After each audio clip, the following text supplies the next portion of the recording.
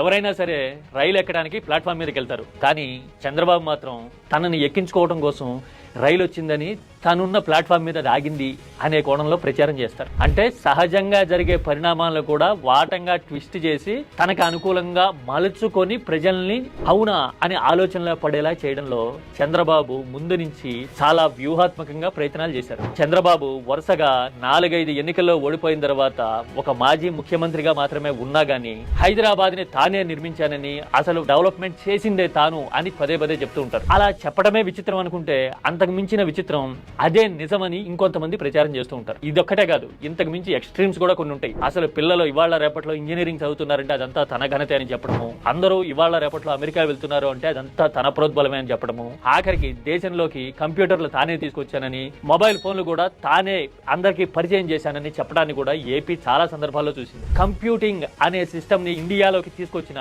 Rajiv Gandhi, Sam Pitroda కూడా నిజంగా చంద్రబాబు లాగా క్లెయిమ్ చేసుకుని ఉండుంటే గనక ఆ కాంగ్రెస్ బతుకలా ఉండేది కాదు ఇవాళ. ఖచ్చితంగా అంటే చేసింది ఎవరో అయితే క్లెయిమ్ చేసేది మాత్రం చంద్రబాబు అన్నట్టుగా ఉంటుంది. చంద్రబాబు ఇలాంటి ప్రచారాలు చేస్తున్నారో అని వాటంగా ఖండించడానికి, నిలువరించడానికి ప్రయత్నం చేసిన నాయకుడు చరిత్రలో ఎవరైనా ఉన్నారు అంటే అది వైఎస్ఆర్.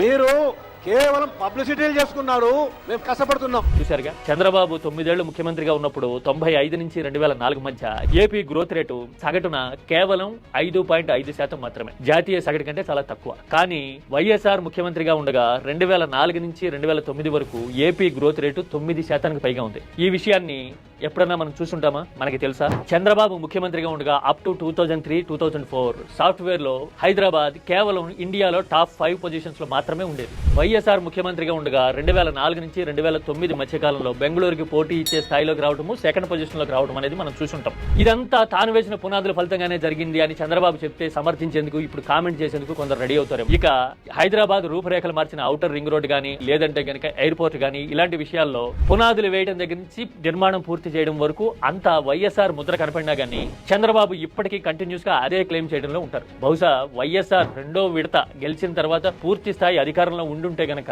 చంద్రబాబు ప్రచారాన్ని కూకటి వేళతో పెకలించుండేవారేమో తెలియదు. కానీ వైఎస్ఆర్ మరణం తర్వాత చంద్రబాబు ప్రచార ధోరణి మరింత పెరిగిపోయింది.